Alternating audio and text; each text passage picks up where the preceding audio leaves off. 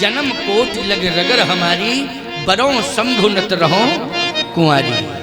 बोलो समझाया कि नहीं समझाया? और कितने अच्छे ढंग से समझाया कि मृत्यु, मुक्ति और भक्ति ये सब मेरे पति के हाथ में है। इनको साधारण मत समझना। सर्प ये काल का प्रतीक है, गंगा मुक्ति का प्रतीक है। बोलो है कि नहीं?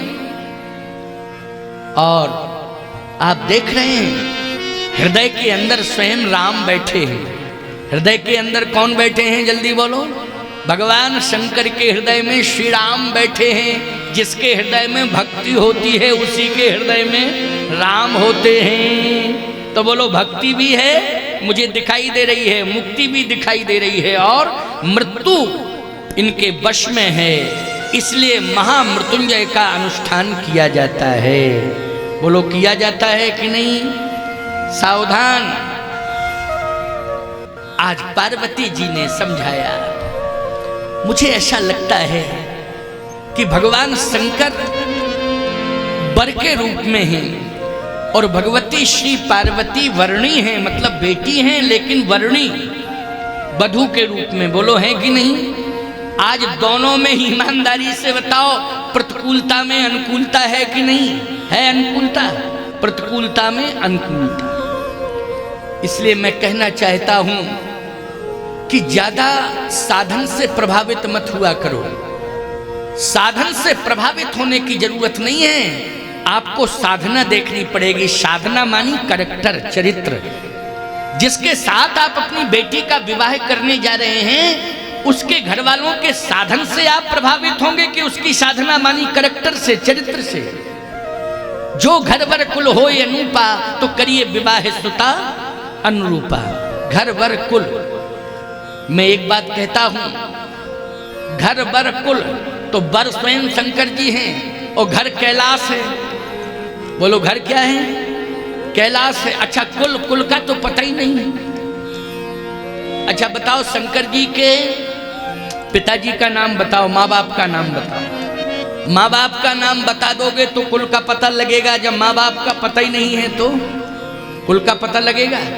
लेकिन मैं एक बात कहता हूं, जब कभी भी जन्मपत्री नहीं मिलती है तो ये कह दिया जाता है भगवान की चौखट पर रख दो। बोलो बोलो जल्दी, क्या कह दिया जाता? ज्यादा चक्कर में मत पड़ो, भगवान की चौखट पर रख दो। बोलो भाई, अब भगवान ठीक कर देंगे। तो अंत में यही कंडीशन आती है कि नहीं आती? अब ज्यादा दिमाग खोपड़ी मत लड़ाओ। अब जब ज्यादा ही तुमको लग रहा है तो भगवान के चौखट पर रख दो। तो सीधी सी बात है, भगवान की चौखट मानी जानते हो क्या?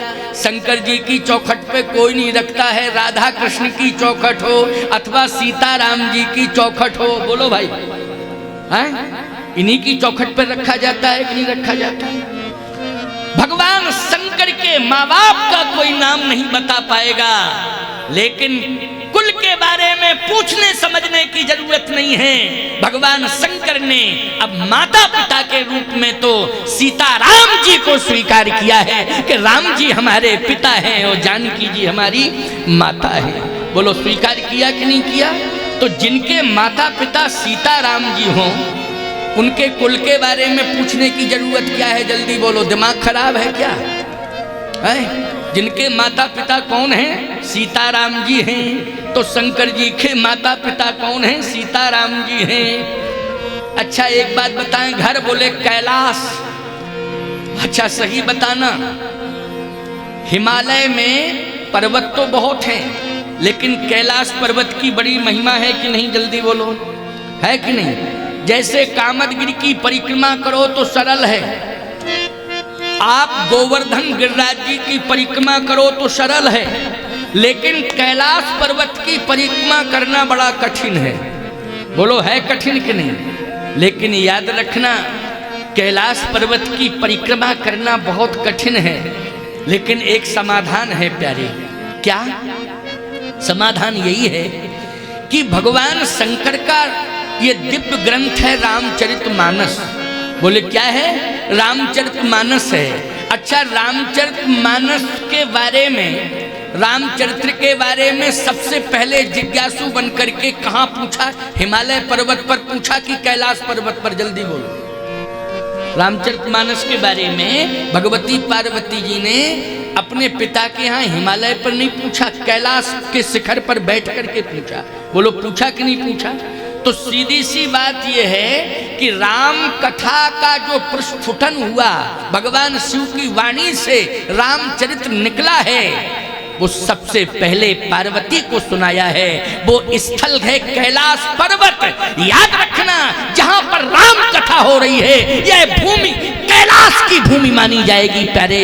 ये कैलाश की भूमि से कम नहीं है। और आपको यहाँ बैठने का सुअवसर मिला है, तो बोलो भाग्यवान हो आप कि नहीं हो? आपका घर ज्यादा अच्छा है कि ये भूमि ज्यादा अच्छी है? जिस पर आपका घर बना है वो ज्यादा अच्छा है कि जिस पर बैठ के कथा सुन रहे हो वो ज्यादा अच्छा है? महिमा किसकी ज्यादा है? जल्दी बोलो। महिमा इसकी ज्यादा है जहां बैठ करके आप कथा सुन रहे हो, क्योंकि ये सामान्य भूमि नहीं है, ये कैलाश पर्वत है। क्या है ये? भले ही धरातल दिखाई दे रहा है, लेकिन भाव की भूमिका में इसको क्या माना जाएगा? कैलाश माना जाएगा। ये कैलाश है, तो इसलिए कैलाश की बड़ी महिमा है। वो स्थान सर्वश्रेष्ठ माना जाएगा जिस स्थल पर भगवान शिव की वाणी से रामचरित्र निकला हो। इसलिए उसके बारे में पूछने की जरूरत नहीं है। कितना श्रेष्ठ स्थान होगा वो, कल्पना से परे, सीधी सी बात। इसलिए स्थान जहां पर पार्वती जी को ले गए भगवान शंकर, भगवान शिव रहते हैं, वो कैलाश बहुत श्रेष्ठ है। बोलो है कि नहीं? दूसरी बात क्या है? बोले कुल कितना अच्छा है? बोले सीताराम जिनके माता पिता हों, उनसे अच्छा कुल किसका होगा? और बर, क्या कहना साहब, भगवान शिव जैसा श्रेष्ठ कोई होगा? बोलो भाई। भगवान बरमानी होता है श्रेष्ठ, बरमानी क्या होता है? श्रेष्ठ। तो भगवान शंकर जैसा बर कौन होगा? इतने श्रेष्ठ हैं, इतने महान हैं कि जिनके बारे में ग्रंथों ने वर्णन करने की कोशिश की, लेकिन फिर भी महिमा का वर्णन नहीं कर पाए कि शिव जी की कितनी बड़ी महिमा है। इसलिए भगवान शंकर के व्यक्तित्व के बारे में भगवती पार्वती जी ने बहुत प्रकार से समझाया और भगवान शंकर को महिमा मंडित किया है। किसने किया है? भगवती पार्वती जी ने। चलिए, माँ को संतुष्ट कर दिया पार्वती जी ने, नगर वासियों को भी संतुष्टि मिल गई। इन प्रकारेण, क्यों भाई? इन प्रकारेण मिल गई। अच्छा, और जब भगवती पार्वती स्वयं अपनी वाणी से वर्णन कर रही हैं, यश वर्णन कर रही हैं, तो ये तो मानना ही पड़ेगा कि साधना से प्रभावित है पार्वती जी, साधन से प्रभावित नहीं है। किससे? साधना से प्रभावित है। यही तो बेटी की महानता है। आज जब विवाह की बात आई मंडप के नीचे, तो मंडप के नीचे भगवान शिव बैठ गए, बागंबर लपेटे हुए हैं, सर्प भी लपटे हुए हैं साहब, सर्प दूर नहीं हुए हैं। लेकिन सावधानी से सुनना, जहां पर मंडप है और मंडप के नीचे शिव जी के गले में काल लिपटा हुआ है। लेकिन याद रखना, जिस मंडप के नीचे काल भी आनंद ले रहा हो, ईमानदारी से बताओ, उस परिणय के अस्तित्व में कभी खतरा आ सकता है? जल्दी बोलो, आ सकता है क्या? जहां विवाह स्थल पर काल स्वयं आनंद ले रहा हो और अनुशासित हो, बोलो भाई, और काल अपने स्वभाव का त्याग कर चुका हो, काल ने अपने स्वभाव का त्याग किया है, जहां काल ने अपने स्वभाव का त्याग कर दिया हो, याद रखना वो मंडप महान है और वो परिणय भी महान है प्यारे, जहां काल ने अपने मूल स्वभाव का त्याग कर दिया हो। इसलिए आज ऐसे भगवान शंकर, कितना सुंदर दृश्य है। अब ब्रह्मा जी ने कहा कि किस नाम से विवाह पढ़ा जाए। पहले आपके नाम अनेक हैं, कोई भोले कहता, कोई शंकर कहता है, क्यों भाई? कहता कोई शंकर कहता, कोई शिव कहता, कोई भोला कहता है। भगवान शंकर ने कहा कोई भी नाम से शुरू कर दो, इसमें सोचने की जरूरत नहीं है। और आप ब्रह्मा हो, ब्रह्मा ही विचार करने लगे तो गड़बड़ है ना। अच्छा तो ठीक है, आपका नाम तो हम ले रहे हैं, लेकिन आपके बाप का नाम?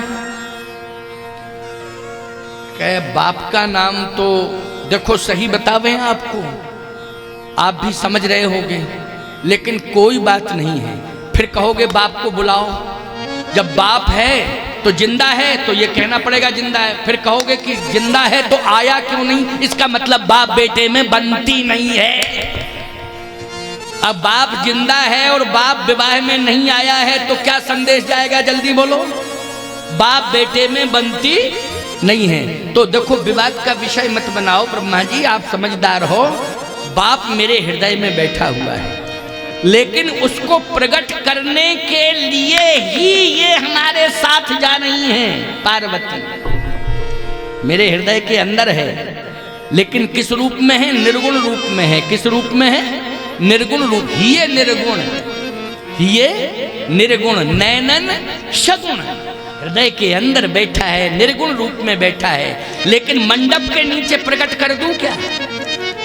प्रकट करूंगा, समय थोड़ा इंतजार करो, इसलिए तत्काल समाधान कर लो। बाप आप ही बन जाओ, आप बन जाओ बाप, क्या दिक्कत की बात है? ब्रह्मा जी बोले कोई बात नहीं, हम बने जाते हैं बाप।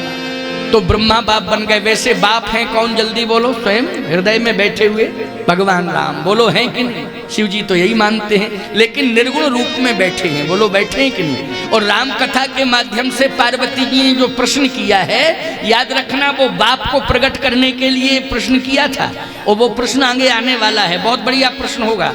इसी प्रश्न में राम जन्मोत्सव हो जाएगा, बोलो हो जाएगा कि नहीं हो जाएगा? राम जन्मोत्सव इसी प्रश्न में हो जाएगा, चिंता करने की जरूरत नहीं है। यहाँ पर बड़ी विचित्र स्थिति है शंकर जी के विवाह में। कैसे? बोले बाप अंदर बैठा है हृदय में और बेटे का पूजन हो रहा है। मुनि अनुशासन गणपति ही पूजे शंभु भगवान। बाप अंदर बैठा है हृदय में और बेटे का पूजन। बोलो ऐसा विवाह आपने कभी विश्व की धरती पर सुना होगा? जल्दी बोलो, बोलो विचित्रता है कि नहीं? शिव पार्वती के विवाह में गणेश जी का पूजन हुआ कि नहीं हुआ? रामायण का प्रमाण दे रहा हूं, बोलो दे रहा हूं कि नहीं दे रहा हूं? अच्छा, सती के बेटे हैं गणेश जी कि पार्वती के बेटे हैं? पहले ये बताओ। पार्वती जी के बेटे हैं। तो सती के बेटे होते तो कह देते पहली पत्नी से बेटा हुआ था, कोई बात नहीं है, घटना घट गई, दूसरी शादी हो रही तो बेटा जा रहा है। लेकिन नहीं नहीं भैया, सभी जानते हैं कि पार्वती के बेटे हैं कौन? भगवान गणेश जी और कार्तिकेय जी, बोलो हैं कि नहीं? लेकिन मुनि अनुशासन गणपति, मंडप के नीचे गणेश जी का पूजन होता है कि नहीं होता? द्वार चार दरवाजे पर गणेश जी, कई जगह गणेश जी का पूजन किया जाता, बोलो किया जाता कि नहीं? मंडप के नीचे भी प्रधानता रहती है कि नहीं रहती है? बोलो। पंडित जी बैठे कह रहे हैं रहती है, तभी तो कह रहे हैं, नहीं तो कैसे कह देते? कैसे कह देंगे? कैसे सकते, हिम्मत ही नहीं है।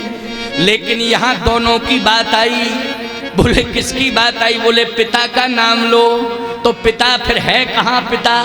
तो ये कह नहीं सकते कि दुनिया में नहीं है, लेकिन आया नहीं है तो शंका है बाप बेटे में बनती नहीं है। तो भगवान शंकर ने कहा ब्रह्मा जी आप समझदार हो, समझदार हो, आपसे मेरी प्रार्थना है कि अब आप ही बन जाओ, नहीं ये होगा कि प्रकट कराओ कहाँ है। अब लेकिन बेटा पूजन किसका हो रहा है? बेटे का पूजन हो रहा है। मुनि अनुशासन गणपति पूजे शंभु भगवान। मुनि अनुशासन गणपति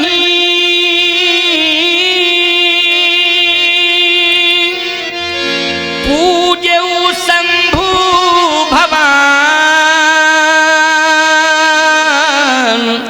ओ कोस संशय करे जन सूर्य अनादि जिए जान। अब इसमें शंका करने की इसलिए आवश्यकता नहीं है कि भैया गणेश एक पद है। गणेश क्या है? एक पद है। उस पद पर आगे चल करके भगवान शंकर और पार्वती के पुत्र भी विराजमान हुए, समझ गए? उसी पद पर।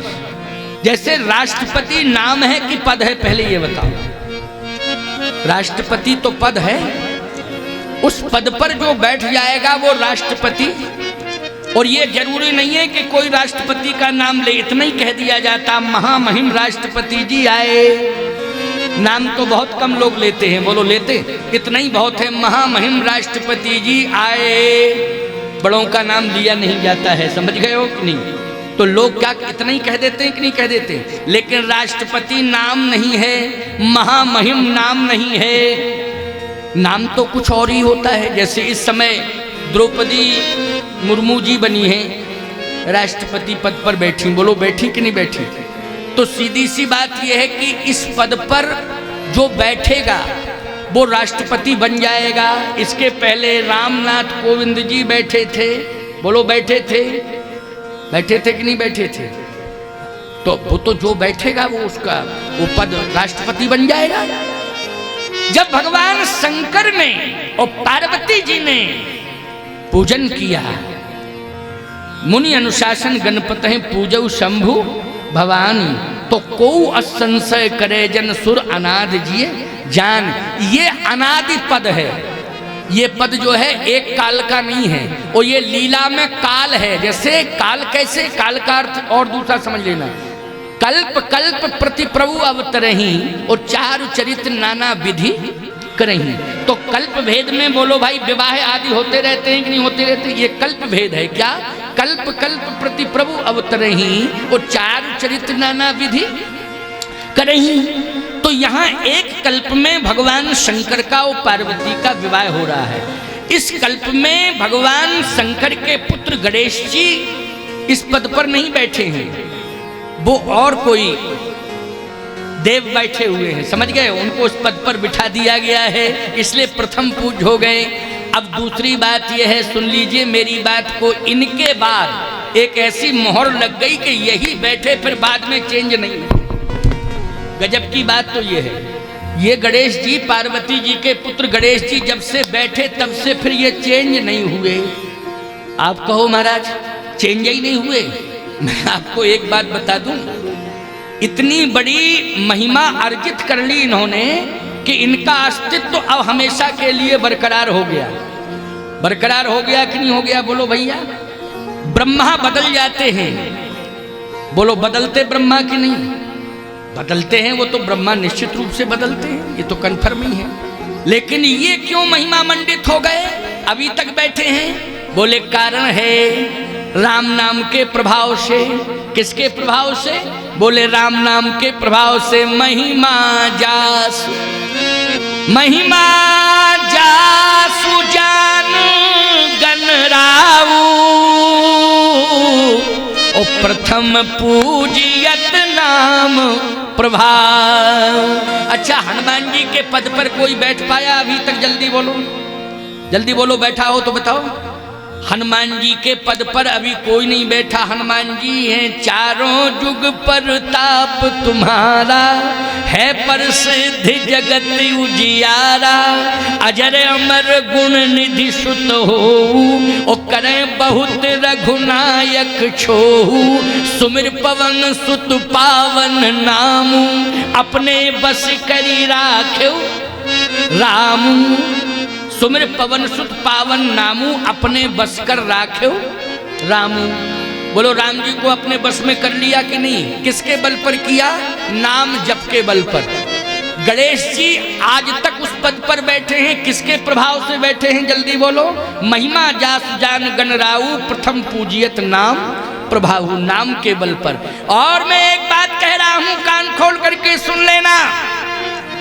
जितने भी भक्त यहां बैठे हुए हैं, मैं चैलेंज के साथ कह रहा हूं, नाम के प्रभाव से अजामिल तर गया।